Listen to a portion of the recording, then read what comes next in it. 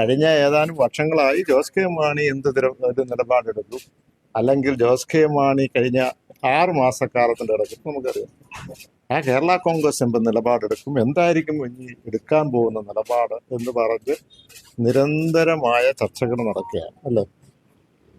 എവിടെയും ചർച്ച നടത്തിയിട്ടുണ്ടോ? ഇല്ല. പക്ഷെ ഒരു കാര്യം വളരെ വ്യക്തമാണ്. ഇപ്പൊ ഈ ചർച്ച വന്നത് എന്തിനാ?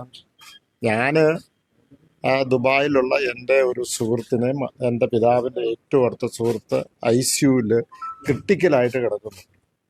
അദ്ദേഹത്തിനെ കാണാൻ ഞാൻ എൻ്റെ കുടുംബവുമായിട്ട് അവിടെ പോയി. അപ്പോൾ ഈ പറയുന്ന ഇടതുപക്ഷത്തിൻ്റെ ആ ചടങ്ങിൽ എനിക്ക് പങ്കെടുക്കാൻ കഴിഞ്ഞില്ല.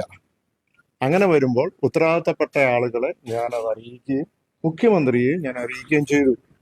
മാത്രമല്ല 5 കേരള കോൺഗ്രസ് പാർട്ടിയുടെ 5 MLA-മാരും അവിടെ പോവുകയുണ്ടായി. അവിടെ പോയി അതിൽ പങ്കെടുത്തു. മുഴുവൻ MLA-മാരും പങ്കെടുത്തു. അപ്പോൾ ഞാൻ എവിടെയെങ്കിലും അങ്ങനെ പോകുമ്പോൾ അത് മുഴുവൻ മാധ്യമങ്ങളെ അറിയിച്ച് അല്ലെങ്കിൽ പബ്ലിക്കെ അറിയിച്ച് പോകണമെന്ന് അതെനിക്ക് സാധിക്കുന്നതല്ല. അപ്പോൾ ഒരു കാര്യം വളരെ വ്യക്തമാണ്, അതിനകത്ത് കേരള കോൺഗ്രസ് എവിടെയുണ്ടോ അവിടെ ഭരണം ഉണ്ടാവും എന്നുള്ളതിന് വളരെ വ്യക്തമാണ് അല്ലേ. അത് തീർച്ചയായിട്ടും കേരള കോൺഗ്രസ് എടുത്ത നിലപാട് ഞാൻ എത്രയോ ഘട്ടത്തിൽ പറഞ്ഞു. കേരള കോൺഗ്രസിന് ഒറ്റ നിലപാടേ ഉള്ളൂ, ആ നിലപാട് ഇടതുപക്ഷത്തിനോടൊപ്പമാണ് എന്ന് ഞാൻ കൃത്യമായിട്ട് പറഞ്ഞിട്ടുണ്ട്. പിന്നെ എല്ലാ ദിവസവും രാവിലെ വന്ന മാധ്യമങ്ങളോട് എനിക്ക് പറയാൻ പറ്റുമോ?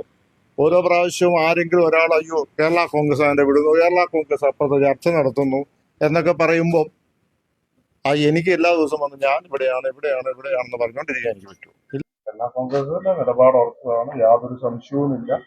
നമുക്കറിയാം, ഇപ്പൊ ലോക്സഭ ഇലക്ഷൻ കഴിഞ്ഞപ്പോൾ 110 സീറ്റുകളിൽ ഭൂരിപക്ഷം UDF-നുണ്ടായിരുന്നു. നിയമസഭാ മണ്ഡലങ്ങൾ ഇപ്പൊ അത് 80 അപ്പൊ തീർച്ചയായും അതുമായി ബന്ധപ്പെട്ട് വലിയ ആശങ്ക മറ്റു സ്ഥലങ്ങളിൽ ഉണ്ടാകും. അപ്പൊ അതുകൊണ്ട് ഞങ്ങൾ എങ്ങാണ്ട് അങ്ങോട്ട് മാറി ഇങ്ങോട്ട് മാറി എന്നുള്ള ചർച്ചയ്ക്ക് എന്താണ്?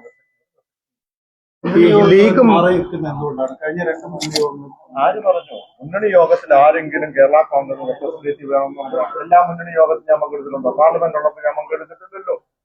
അവിടെ സ്റ്റീഫൻ ജോർജ് ഉണ്ടായിരുന്നല്ലോ, അവിടെ ഞങ്ങളുടെ ആൾക്കാരുണ്ടായിരുന്നല്ലോ, അതുമായിട്ട് ചർച്ചകൾ നടത്തിയിട്ടുണ്ടല്ലോ.